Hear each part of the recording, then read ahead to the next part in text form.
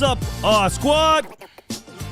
It's a Monday, February 21st, 2022. Post All-Star Weekend. How are you all doing? What's up? Yo, the White Magic and everyone else that showed up a little early. And much love to everyone that shows up late. Aggie Milkman's in the house. Tizan. Hey, Tizan. I always see you in the front of these marble races. I like to see you win, and I hope you win today because we're going to have more marble races. 281-522-6336. But before all that, let's get the paper straight. My man Aaron Rabel's in the house at Aaron This Blitz. What's happening, Aaron? What's up, man? I'm feeling good, man. It's a fresh week.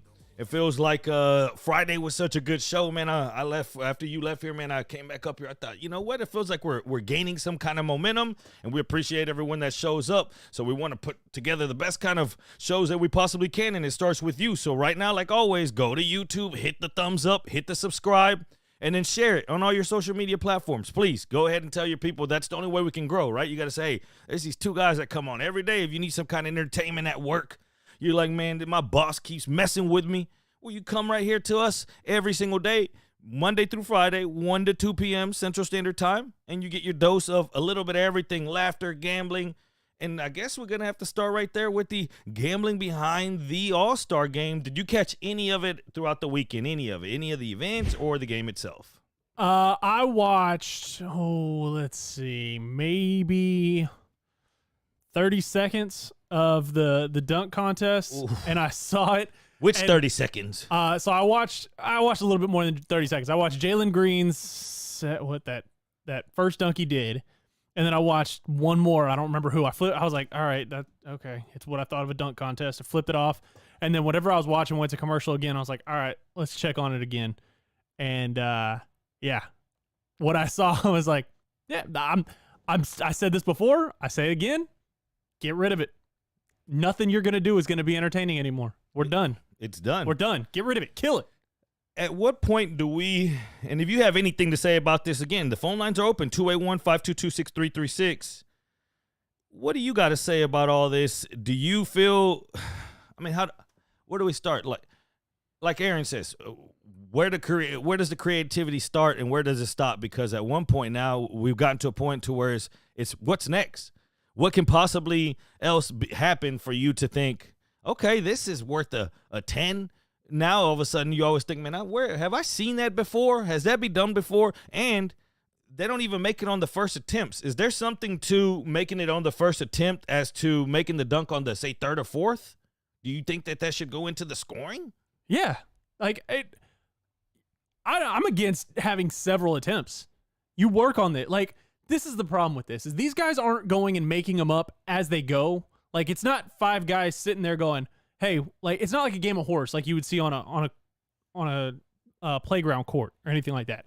This is literally, these guys take it so seriously. I mean, for 1 year, who was it? Built an entire practice court inside his house. Was it Howard?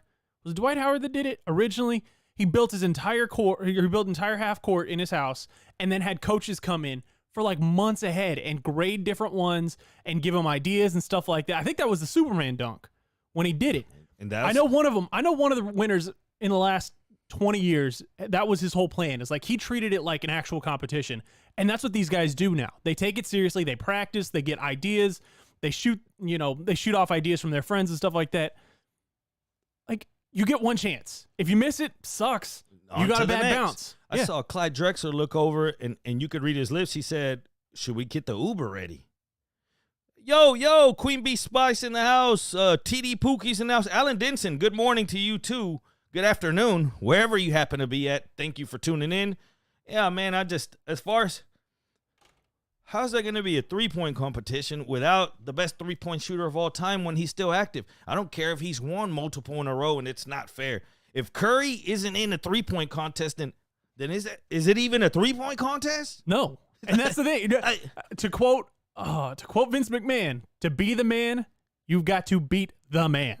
Yeah. Steph Curry is that dude. Steph Curry is the best three-point shooter in the game, let alone history of the game. But he's still in the league. He's still got breath in his lungs.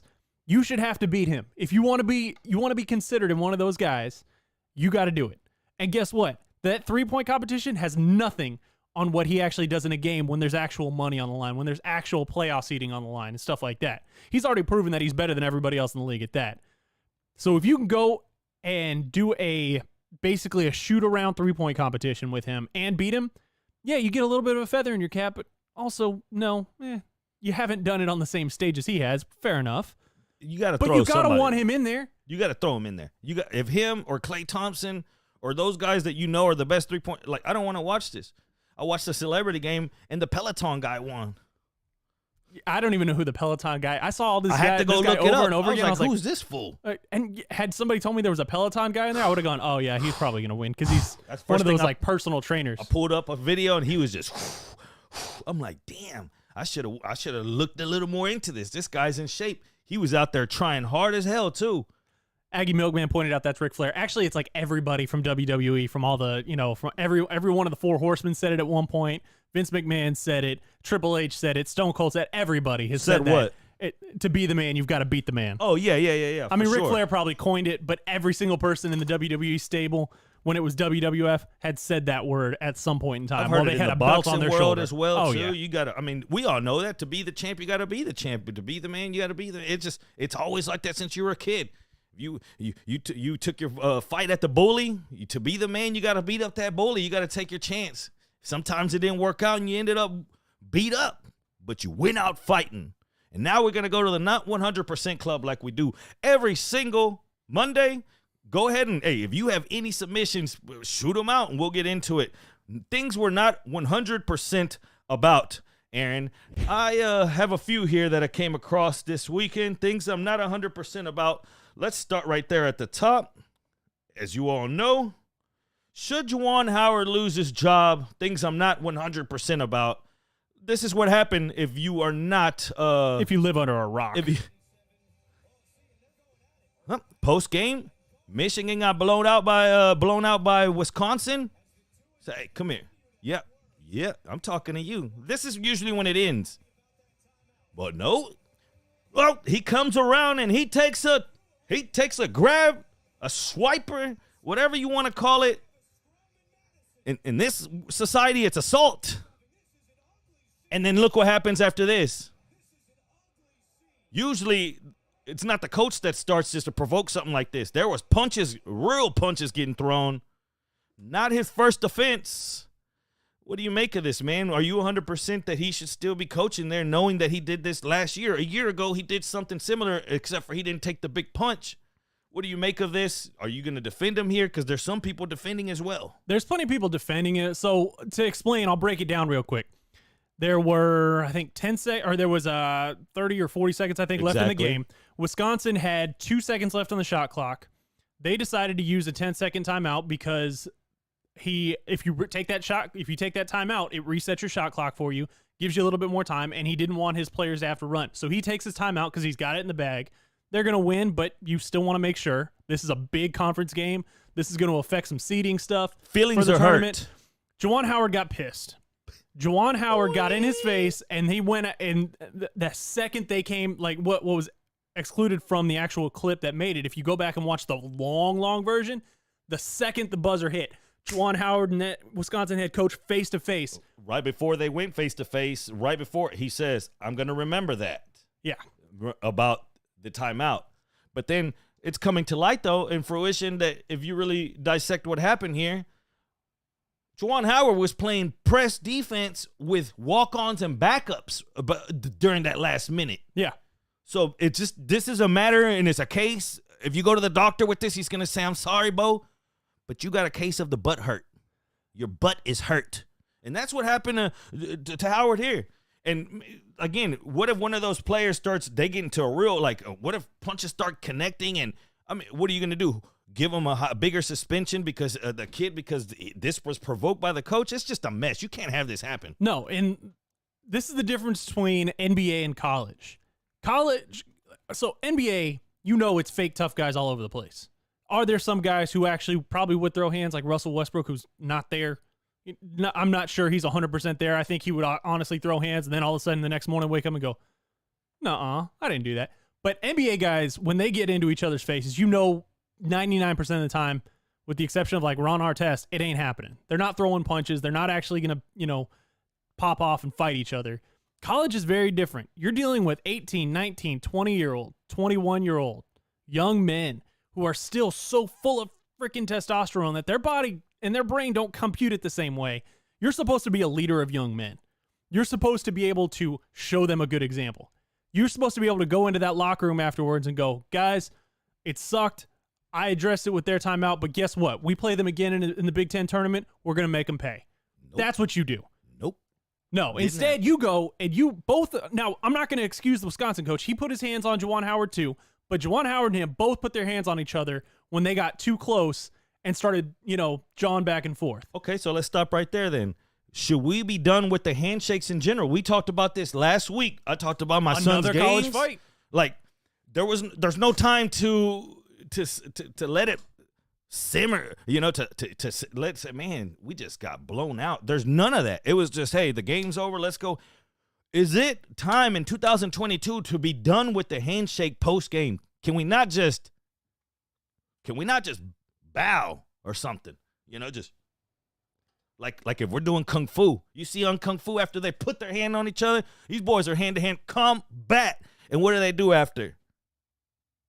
A bow. I still like it. I still think it needs to be there because the whole point is these games aren't real life. Like, yes, they're real life, but there are much bigger problems in the world. So if you're that butthurt over a timeout, you really don't have that many problems in your life. You really don't have that much serious shit going on in your life if you're going to get that pissed off over a timeout and then go put hands on somebody in a handshake line. You need to be able to suck up your pride and go, you know what? We both came out here. I coached the best of my ability. You coached the best of your ability. My kids played as hard as they could. Your kids played as hard as they could. Your kids won. Sucks. Man, I got to go back to the drawing board. I got to figure out what we did wrong, and I got to get better at it. You guys did a good job. You did a better job than it's just like MMA fighters. Even when they hate each other, you still see them punch each other's hands at the end of the fight. Hey, most MMA fighters, and that's when they get done with the fight, a lot of them actually have respect for each other, and they might not like each other, but they don't lead that on. Yeah, now we've seen guys, that hate each other, outright hate each other. Nick Diaz, Conor McGregor hate each other. They still have a 1% of respect for each other after a fight. They still don't go after and try to fight each other again when the bell rings and everything is over. They're not trying to make a brawl out of this. If those guys can do it and not, let's wake out or let's use Khabib as the anomaly in the situation that was because a wild situation. His brother was crazy. But all these other guys who, Rampage Jackson and Rashad Evans, they couldn't stand each other after that season of The Ultimate Fighter. They hated each other. They were throwing hands on there. They fought during the season. They get into the ring, fight at that pay-per-view, and then I think they actually even hugged each other afterwards. Like respect. Yeah. That was a respect thing of like, hey, I don't like you. You annoy the shit out of me. I've been in a house with you for how long? I've been dealing with all your crap, but I still got to respect what you did out there. I used to know this kid in Little League Soccer. He would spit on his palm. And then right when we walked through, he just, and then he would make sure. This boy was so devious. I bet this boy's in jail right now, Jeremy. This boy was so devious, he would spit on both right first. This is how devious he was. He had it all planned out. He would go in with his left, and you could hear it. I mean, it would be a loogie. And then at the end, where the coach is at the end of the line, he would get the coach, and with his other hand, he would tap the coach on his back. Good game. This kid was devious. See, that kid's bad. That kid's not. No. Jeremy, if you're out there listening, I'm glad you're still alive because you started early. You had me thinking, dang, that's all kinds of dirty. Yeah, you would see the other kids, like right when they walk off, they'd be walking to their parents. They'd be like, ugh. They'd be like, what the? And then they go grab their snacks. It's just this guy. That's disrespectful. Things I'm not 100% of. I still think the handshake line should be out there. I think you should still be able to look at somebody, a competitor, and go, you got the best of me. You should have to own up and swallow your pride and do that. That's just part of life. I saw someone and they brought up a good point. They're like, you see in the NBA now, the coaches sometimes shake hands, but they sometimes just walk to the scorer's table and just do. Like when you see your neighbor and you ain't mowed the yard and they just did, and you're like, I don't want to make eye contact. You're like, And you just walk in. That's what they do. And what do the players do? They walk over their own boys, whoever they're cool with. They go over there. They're having a little conversation. Maybe a son comes through, takes a picture, a little bit of the family, and then they're gone. It's not good game, good game, good game, good game, good game, good game. Hey, good game, coach. Good game, good game, good. I hate that. I remember because you knew when the badass from the other team that kicked your ass all game was coming by, you just wanted to be like, boom, good game, trick. Not 100%. Let's go to this next one. Bat crazy, loosen it up a little bit. I'm not 100% that they ever gonna catch this. Check this here. And you see this often. There's a bunch of. It's like a circus out here. We should have put some circus on this. What?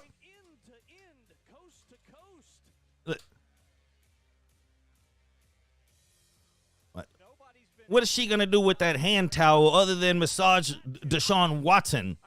We can't do the stats. We have it. Well, the clock has reached triple zeros.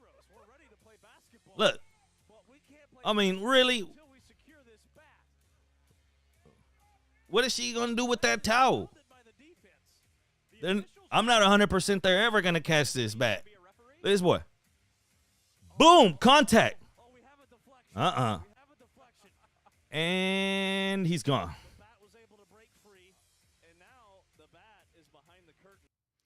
And I could see maybe how a bat somehow got in there, but do you ever wonder how these wild animals get into these stadiums out of nowhere? You're thinking, in this stadium, just a wild animal just appeared in here?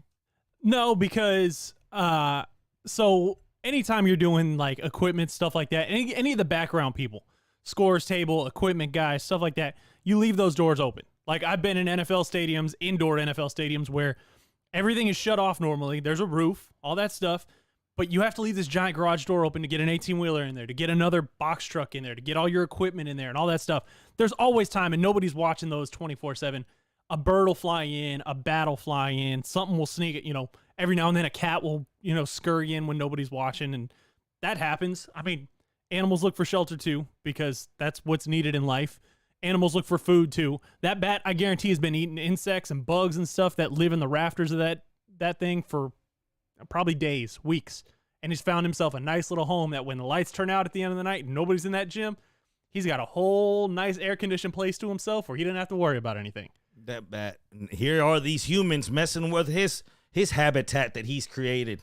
That is, and this is my thing. Had they just like, oh, we got to chase it out. Like, I hate when that happens. But what do? You just let it go? Like, just go. If you just ignore go. it, it's gonna go fly into the rafters and it'll be fine. And if it's not interrupting gameplay, let it alone. Let it go fly up there and go. It'll go hide behind that curtain and it'll sleep. You don't need to mess with it. Guess what? It's not gonna come like.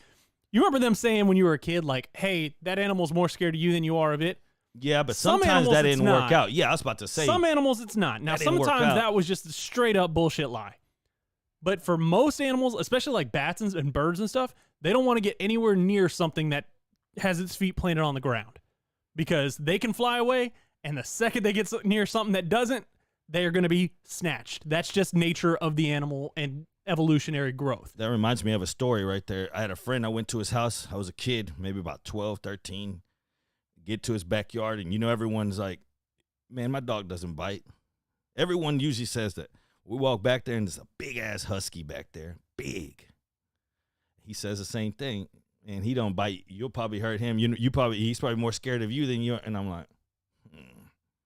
So I'm keeping my one eye to the right, just the corner of it, because I'm playing ball. We're throwing like a baseball, I think. So I got to be focused. And I see this damn husky coming, like, it's not a full run, but it's a little jog. Like, all right, is he playing or not? And I think I was doing catcher because I was sitting down. He was throwing it down. I was getting up. He was a pitcher, my friend, so I'm throw it back. This dog kind of just takes a real sharp turn, and I feel like a clip on my ear. And I look at my friend. I said, bro, I think he just tried to bite me. And he's like, nah, man, he doesn't ever bite no one. On his way back between that conversation, I'm doing like this, and he comes in. I said, bro, that dog is not playing around. Like, there's no jokes about this. I knew something was wrong. About 3 minutes later, that dog was he was risking it all. He was going to take me out. This fool runs. I'm in the middle of getting a ball. I miss it. I turn around, and he waited for that moment. I turned around. Dog tries to tackle me. Now, all of a sudden, I'm telling my friend's trying to grab the dog. Finally, I get loose. I've never It was a regular size fence. I ran. I don't think I touched that fence. You know when your adrenaline is going? I remember landing flat on my back on the other side and being like, damn, that dog wasn't playing. That dog was never playing, not one time. And you know that. Everyone's like, oh, no, that dog won't bite. That dog's going to bite. Yeah. It won't bite you. You should rephrase it. Like, no, that dog My doesn't dog bite. doesn't bite me. No, the dog, dog won't might bite you. Yeah. Dog bit the shit out of me. But they should have leave the bat alone. Like, the bat is going to fly off. You're not going to be able to catch it, first of all. If you are, it's going to be a 1 out of 100 miracle. Remember, was it an NBA game where they had to catch one, too? Where they finally smothered it with a towel and got it and all that stuff. Yeah. So, but that is such a rarity. It's flying around. It's 15, 20 feet in the air. Nobody's shooting that high anyways. Your rainbow ain't going that high on your fucking jump shot. Just let it go. Leave it alone. It ain't bothering everybody. Who is bothering everyone? I'm not 100% on this next one. Chilling with Mahomes. Are we 100% that the Mahomes will ever go away? On the left and right, first you see Mahomes' mom. Or first, let's get to this video first. Okay, watch this video. You tell me, and we're going to replay this a few times. You tell me, what do you think's happening on this video? What do you think just happened there? You tell me. You be the judge. For me, it looks like Jackson Mahomes was skiing, as some would say, playing in the snow. He looks completely lost, and this is where we start here because we heard rumors that on Friday, that right after the show, actually, that he had gone to the family and said, don't show up to the games. Now they had to walk back on all that because even the reporter said that the sources were bogus. And then if you see on these tweets on the left, it's Mahomes' mom coming out and saying, hey, y'all leave them alone. And she even shows a text between her and her friends trying to prove it, like, this is all ridiculous. So now they're involved. Meanwhile, you got Jackson doing bumps in the middle of a concert. I said this last week. I said this about Patrick Mahomes while he was sitting courtside at Texas Tech, and you saw the drama unfold between him and his fiance. You're a Mahomes. Eyes are going to be on you. You're Patrick Mahomes, first off. You're a big celebrity.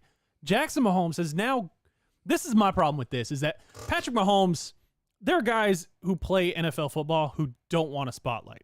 There are guys out there. Jay Cutler was kind of that guy after a while. He was like, I don't like this anymore. And then he married Kristen, what's her name, and then was like, ooh, spotlight's fun again. There are guys out there, a lot of linemen. They don't want any attention. They want to show up. They want to bust their ass, and they want to go home. That's it.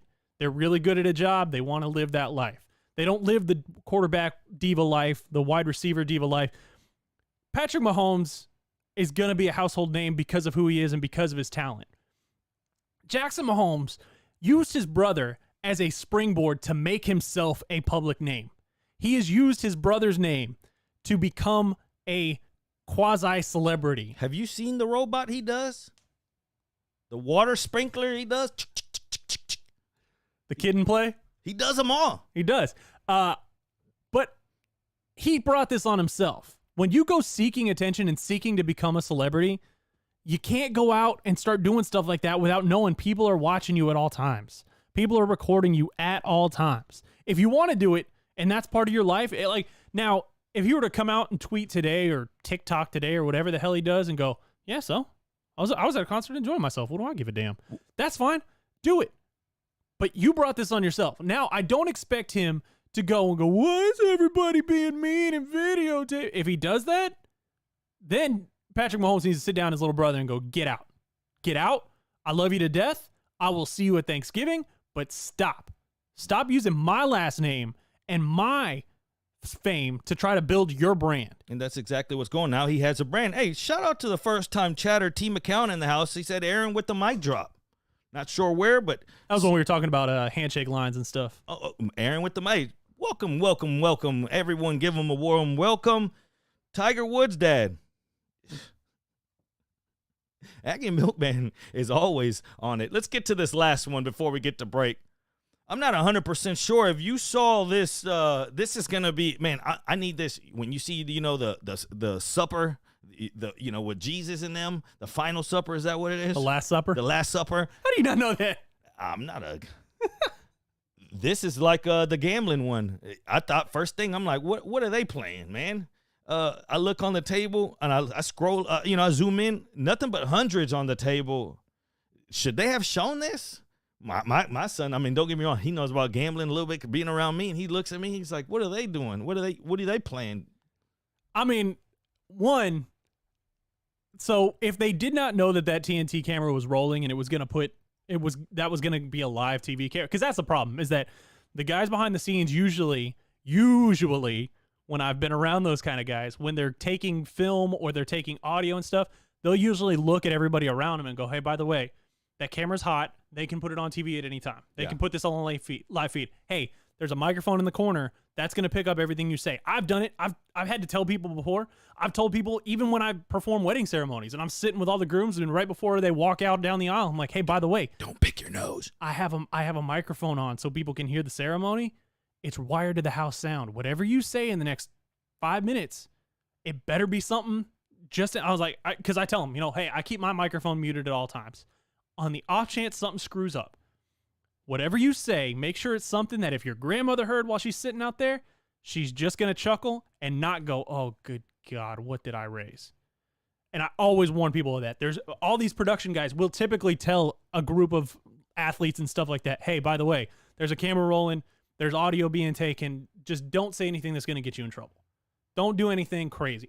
Now, maybe I'm just more considerate about stuff like that. Maybe all the production people I've worked at have been more considerate and professional about stuff like that, because a lot of people now want to, gotcha kind of stuff. But everybody I've always been around always gives that fair warning of like, hey, don't do anything dumb. So if they knew that camera was rolling and they don't care, that's cool. But if TNT did that without any of them knowing, that's messed up. That's sly. It can, and did they really know how that was about to go down? And then I always think about, man, these NBA gamblers, you don't want to be. It always reminds me of Gilbert Arenas. When you think about NBA gambling and the Gilbert Arenas story where he brought the gun to the arena, that all started on a game of cards. Read into that story. It's the most ridiculous, hilarious thing. It started with him playing against a rookie on the plane. Rookie over here trying to play with the big dogs.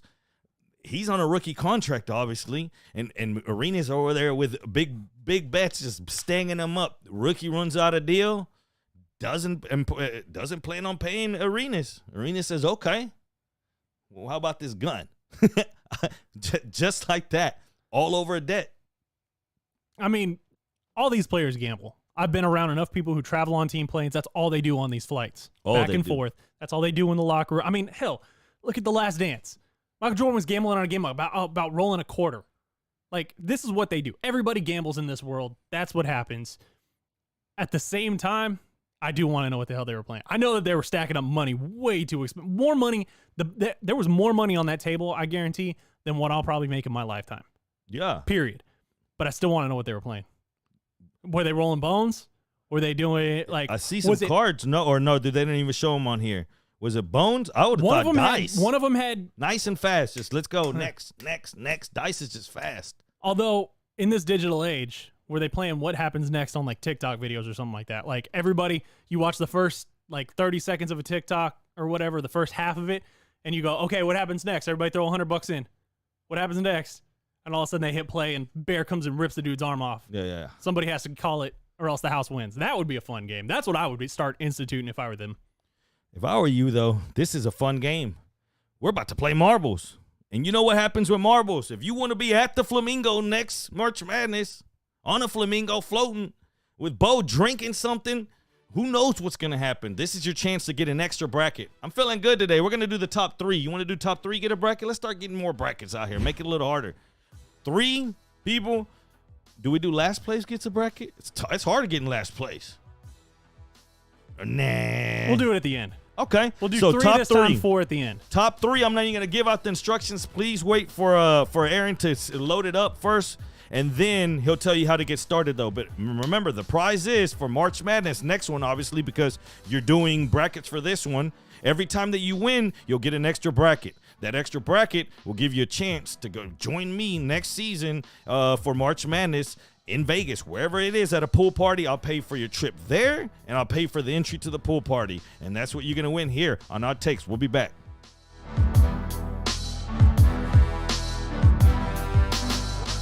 All right, Odd Squad, hold on. Let me get this set up. I'll tell you when.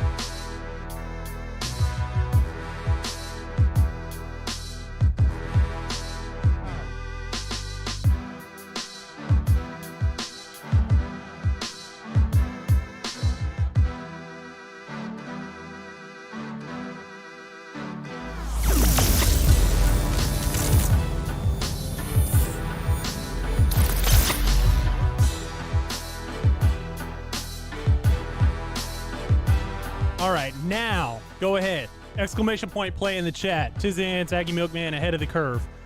I'm going to give you 90 seconds. 90 seconds to get in there. Exclamation point play in the chat on Twitch. Get you a marble. Top 3 get extra brackets.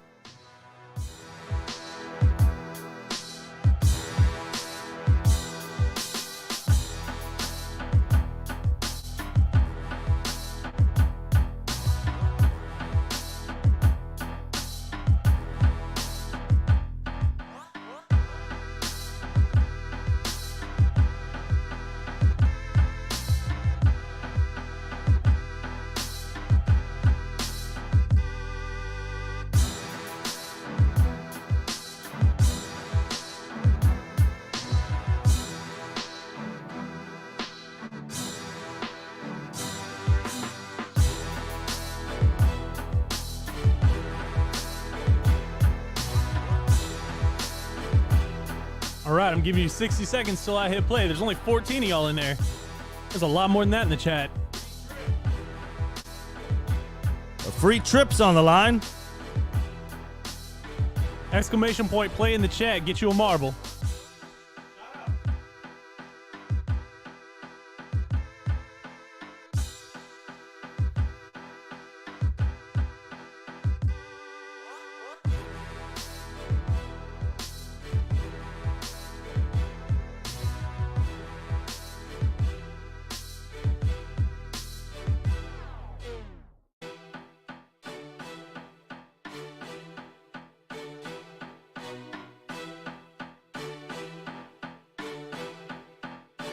Final 10 seconds before I hit play.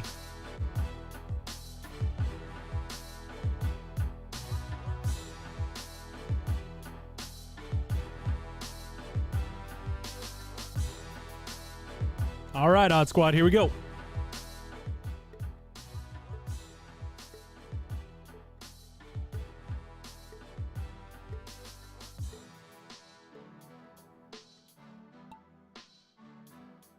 And they're off. Down the slippery slopes track. This is a lot like Plinko. Ooh, and there you go. Somebody's going to roll off of that edge. I bet it. Oh, nobody did so far. Aggie Milkman in first. C-Nib in second. C-Monts in third. There you go, guys. Aggie Milkman is... Ow. Got a little bit of a lead. Nothing too crazy yet. Still anybody's race on this one.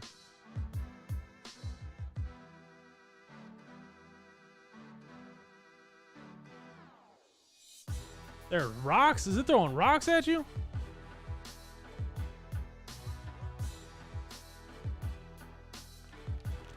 Damn.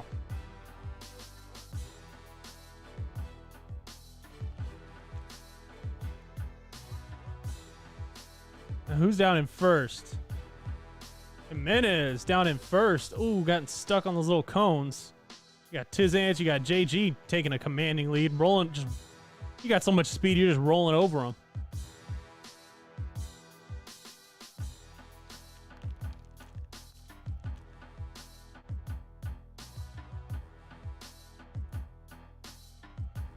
You got JG still in first, Jimenez in second.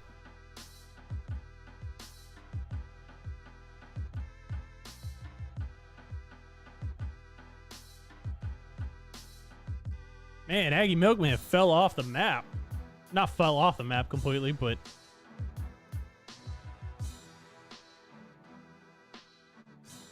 All right.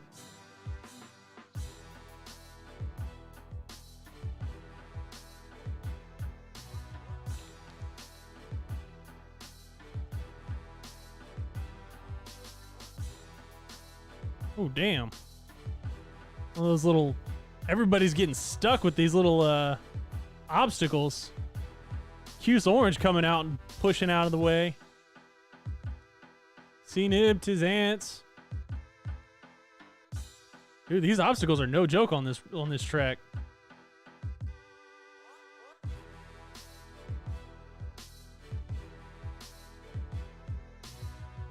Oh. This is one of those, like, oh, what's it called?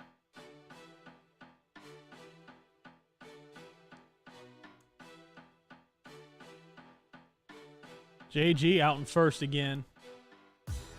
Tizance is not far behind him.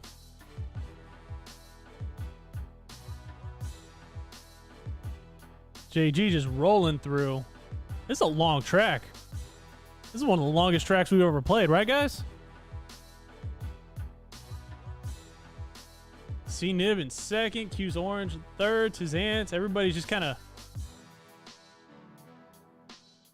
Man, JG's now got a commanding lead. I don't know if anybody's going to be able to catch on that one. Ooh, maybe not.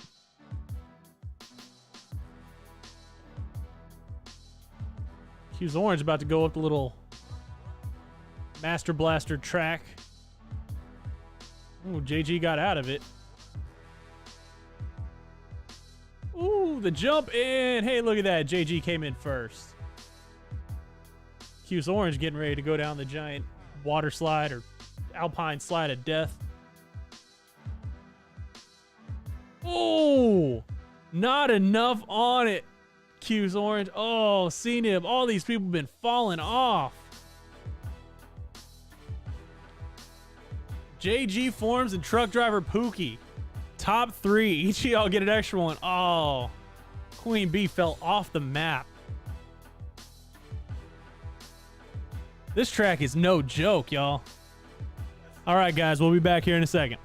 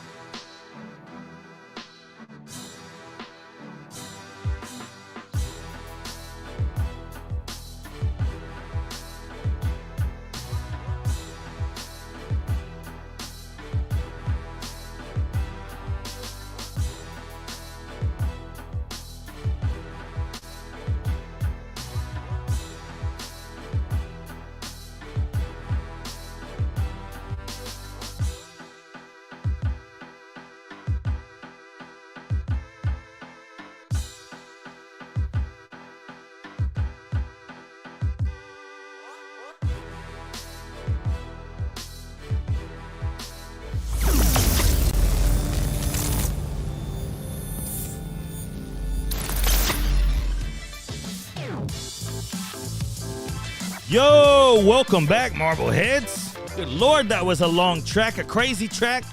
RIP to the ones that didn't make it. Queen Bee, she was a real one.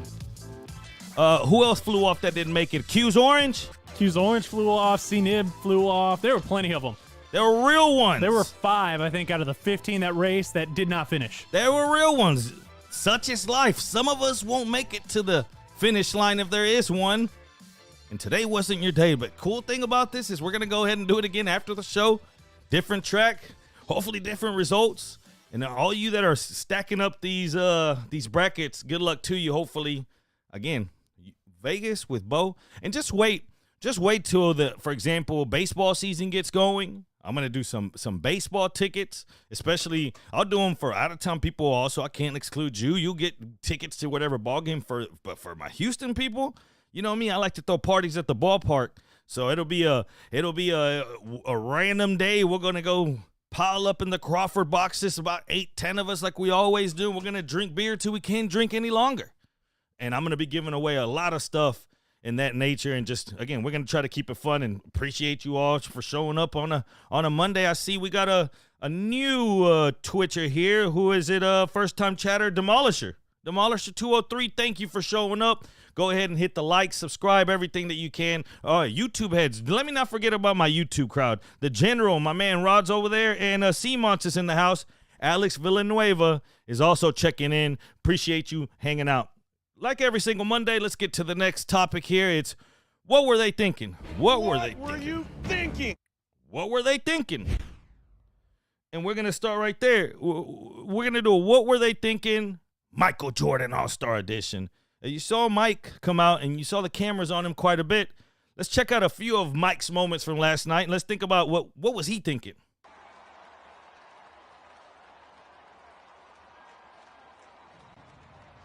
Dapping everybody. Yep.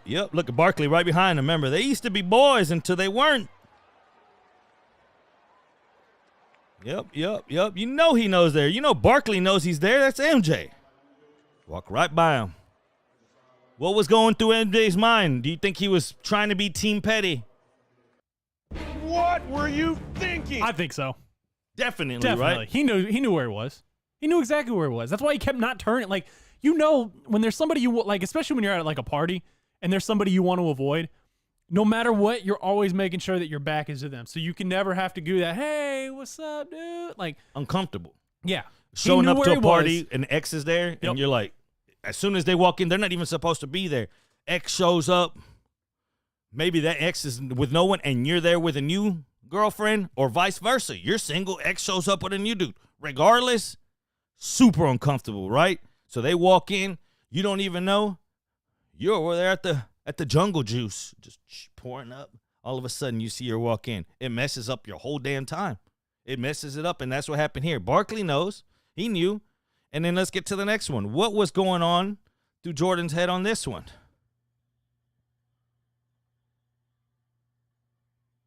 And this wasn't a Jordan moment, I'm sorry, but what was going on through more of Garnett's? And this is, sorry about that, but Garnett. Okay, if you know the storyline here, you remember the original Big Three, right? In Boston. We heard that there was beef when Ray Allen went and joined up with the new Big Three that LeBron constructed in Miami, and then they got a title. Ray Allen was a big part of this. Well, yesterday, after all that went down in Miami, Garnett called Ray Allen a traitor and said that this and that. It was a little bit of a feud. Ray Allen's more of a gentleman, just left it like that. Well, this is one of the first times that they've really come in contact, and many thought, you know what? It's the big NBA 75 celebration. And instead he goes and daps LeBron right in front of him, walks off. You know Garnett was salty as hell. What were you thinking? Oh, yeah.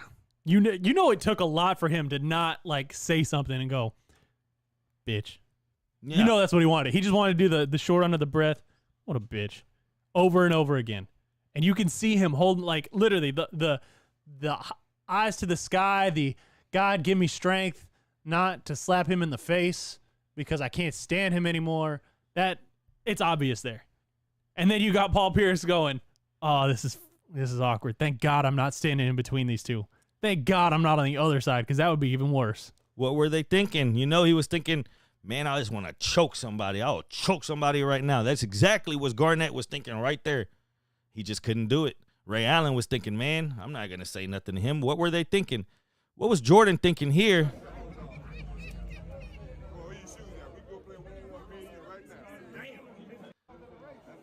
Middle of a conversation, old dog over there, the Magic. Damn. What were you thinking? You two old men. You gonna sit there and challenge each other to a one-on-one game? MJ, he don't give a damn. He's always trying to belittle somebody. Which is funny because remember, LeVar Ball was the one who was going, MJ, I'll take you on any day. You know, we'll play right now and I'll smoke you, just like I did. And everybody went, you never really smoked him in a game in your career, but yeah, sure. And MJ had the typical like, who are you? Do I even know you? Like, I'm not responding to like a scrub who plays backyard ball to challenge me to a game. No, instead he goes and he challenges Magic and goes, "Hey, wear your shoes, let's go play." Really? You're both old. Just be old men. Sit down, enjoy cigars, enjoy scotch, whatever the hell you drink, Hennessy, whatever it is, whiskey, vodka, rum, tequila, whatever. Don't be sitting there trying to, "Hey, let's go play a game." No, play a game of horse where you don't have to actually put in any effort, where you can just, "Hey, shot." Remember, the shot is the one that leaves last.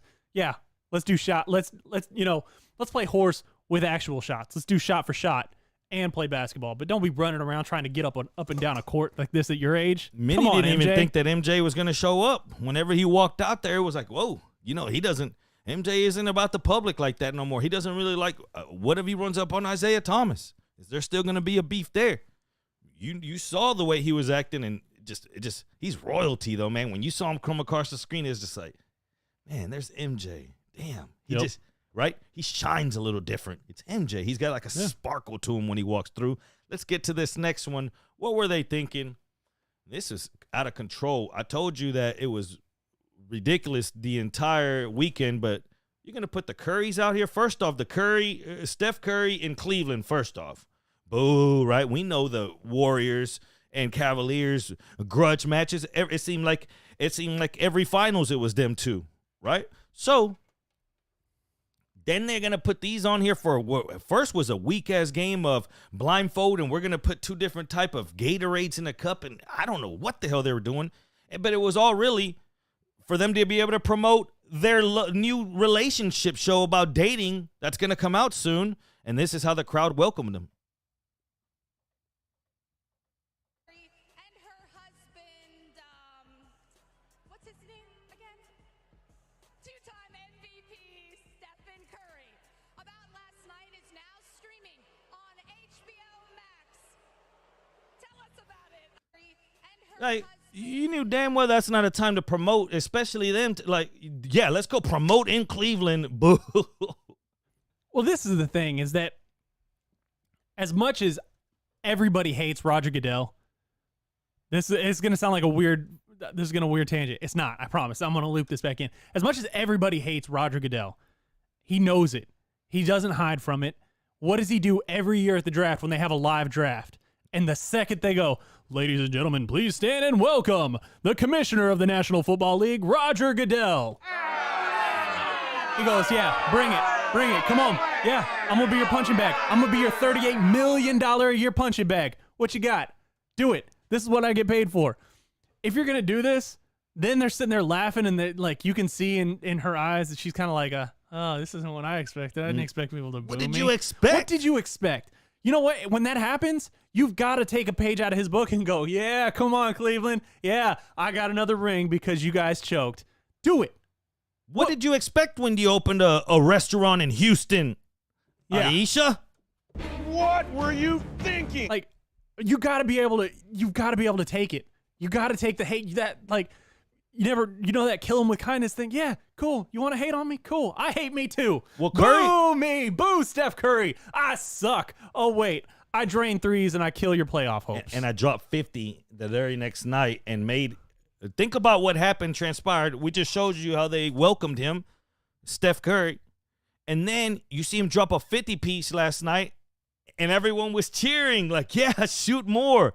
After his 16th three-pointer, he was trying to break the record. You caught him on camera asking, "Hey, what's the record?" They told him 52 by Anthony Davis. He started jacking shots. In that third quarter, he hit back-to-back threes.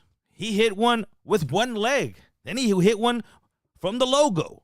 He was shooting from everywhere. He was shooting no-look shots. He was Everything. Looking at the crowd, everything. typewriting. He was doing everything you could possibly do in an All-Star game. I don't know if you can ever. Whenever he said the 52, I had to go look up, well, when the hell was the 52? And let me know if you thought the same thing, Twitch, when you thought, well, who the hell was it? It just doesn't seem like that Anthony Davis performance sticks out as much as what last night's going to stick out. You're always going to remember last night, like, man, he was just jacking threes. Oh, yeah. And, I mean, I didn't watch the whole game.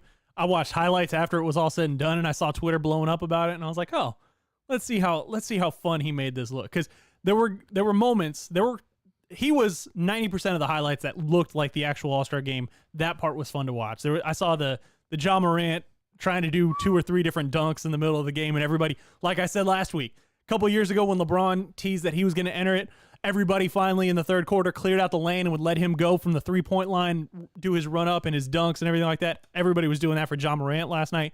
I want to see Ja Morant put his money where his mouth is now. Your ass better be in that dunk contest next year. They were asking him. He didn't want to say yes or no. They're like, That- come if on, you're you gonna got to do be that- in the dunk contest. He just, If you're going to do that, you're going to tease the people with that. I want to see you in it if they're going to do a stupid-ass dunk contest. his 'cause- agents are sweating their ass off like, hey, let's talk about this before you make these kind of Yeah. drastic decisions. Yeah. What were they thinking? What were they thinking on this next one? And this is going to touch near and dear to the Astros faithful here. The new rule allows college teams, and before there was a rule implemented not far back, a few years back, that there can be basically communication through audio, earpiece from the catcher, for example. Pitcher could communicate, pitch.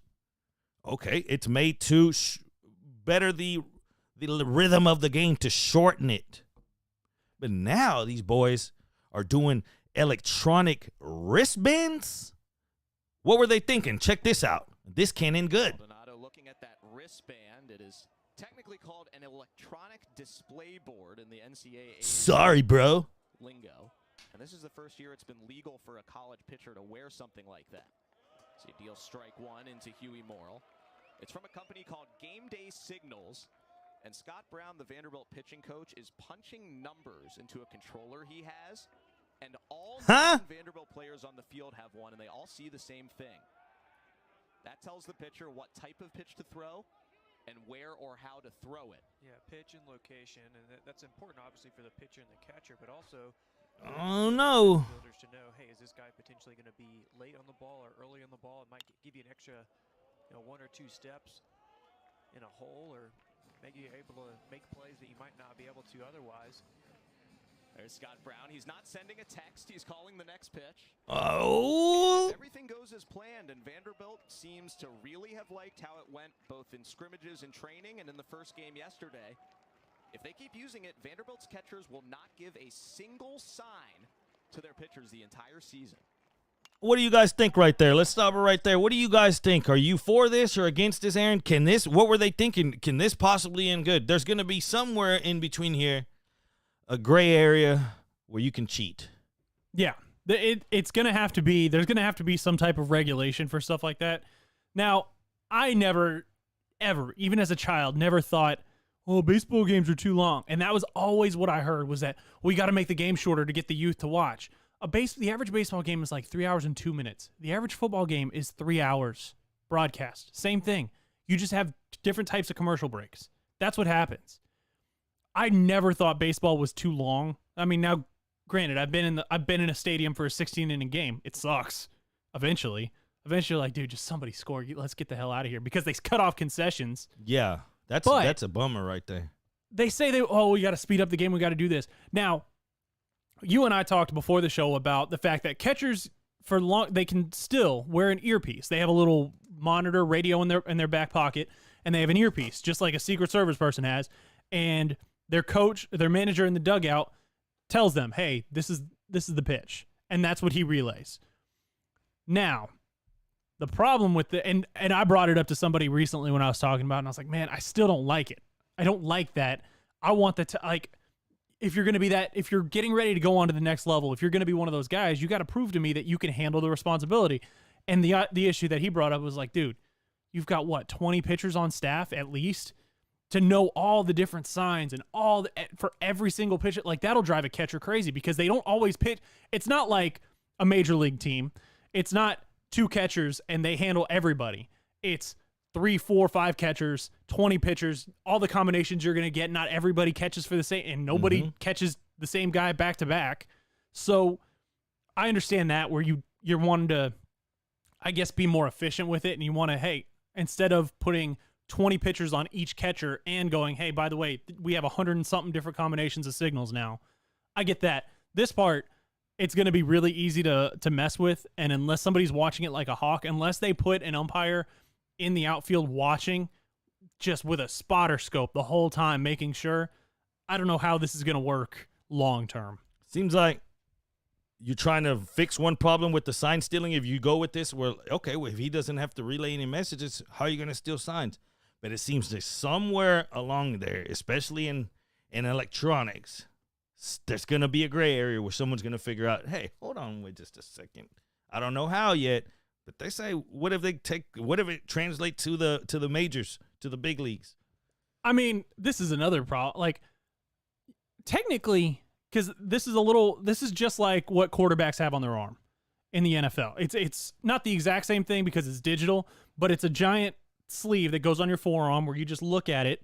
Just like when you see a quarterback, they call the play, he looks at his arm, goes, okay, this is what we're running.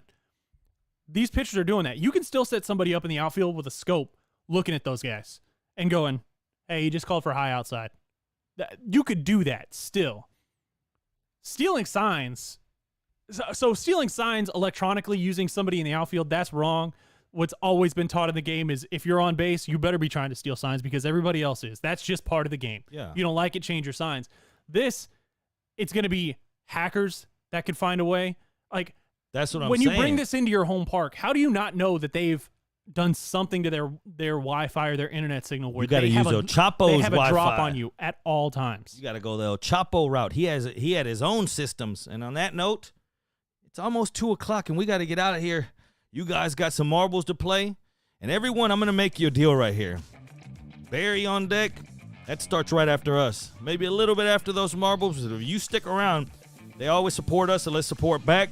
All of you guys that check in on Barry on deck and post something so that me and Aaron are going to be watching those first 5 minutes. So the first 5 minutes that Barry goes live, all of the Odd Squad that goes over there follows him for sure first, and second, types in something. Just let them know, hey, what's up? We're in the house to support. Hey, you're going to get an extra bracket. That's the easiest way you can get a bracket. I'm going to sit here for 5 minutes, though, and I'm going to count every single one of the Odd Squad that I see pop up in that chat. And that's how you get an extra bracket. I don't know what else I can do. I try to give you everything. What else do I got to do around here? Give you an unborn child? I got to get out of here, and you got to play marbles. And this was Odd Takes. Aaron Rabel, Jerry Bow, we love you so much. Peace.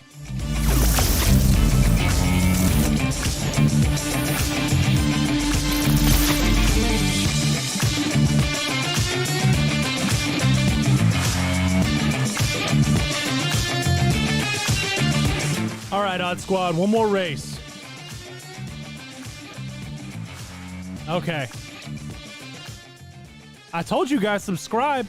Subscribe and you don't have to worry about the ads. All right, we'll run back down those instructions here in a second. When you get done with your ad, exclamation point play in the chat. Aggie Milkman, don't worry. I'm going to leave time for you.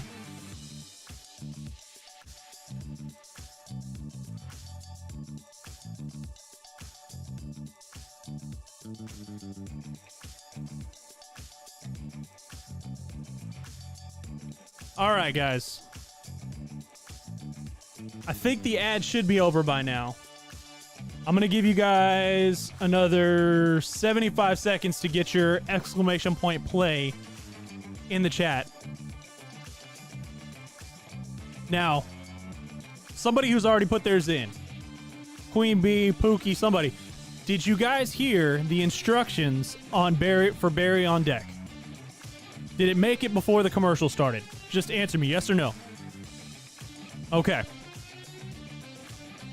The instructions are, as soon as the marble race is over, you go check your guy, Barry on deck, our guy, Barry on deck, on Twitch. Go watch his show.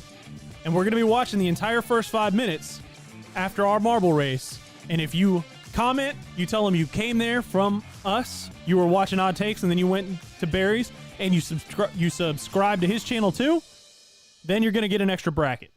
So we're going to be watching that clock, and as soon as the marble race ends, we'll end up writing down everybody who came from us to go to Barry's page and started watching and started following him too. Hey, Crystal. Crystal, you know what? If you want in on this, exclamation point play in the chat, you'll get a little marble to race. Well, we're about to start here in a second.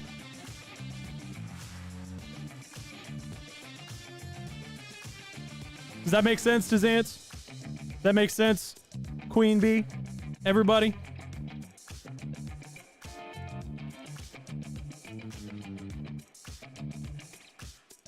Oh, damn. Fair enough, Pookie. Okay, but still, if you go comment in the chat, you're going to get an extra one. And I know you're in the chat anyways, so I know you're going to do it. But you got to comment that you got that you were watching us, and then you went to him afterwards. All right, let's start this race.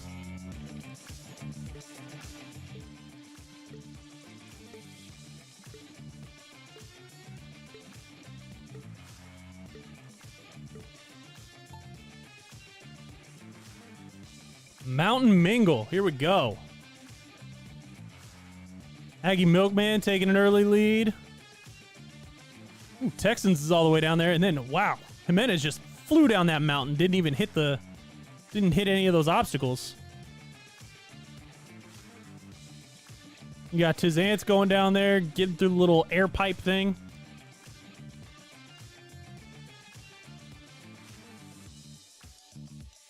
Sing and Fly, you guys have to go on your own today.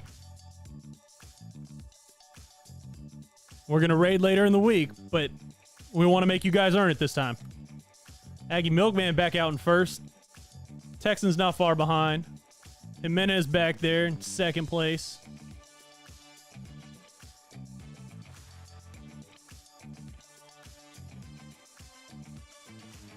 This is one weird-ass track.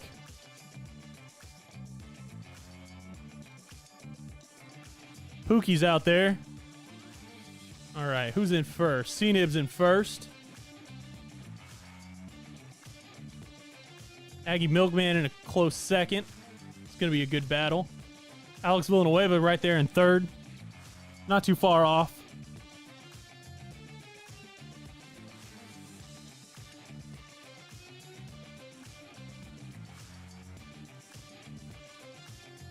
Watch this little spin around. I hope you guys don't get motion sickness because it's going to give it to you. Ooh, C-Nib out there in first. Aggie Milkman shortly behind him on the other side of the track. And, ooh, made it through that little obstacle thing.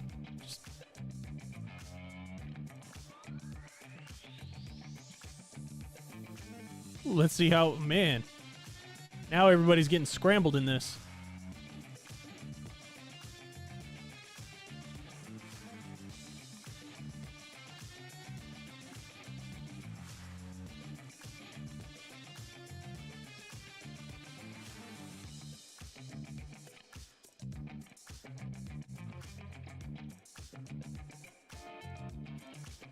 Aggie Milkman's back in first. Forms right there with him. Ooh, Forms takes the lead. Goes flying ahead and gets the win. Let's see, who's in third? Ooh, seen him flying off the map. Sing and Fly flying off the map. JG gets third. Damn, 2 top 5 finishes for JG. There you go. All right, so 1, 2, and 3 on the race, and the very last person, when it shows the rankings, all get an extra bracket. When I'm done with that, head over to Barry is Funny. Barry on Deck, his new show should be on here soon, and make sure you comment in the profile or in the chat that you're part of the Odd Squad.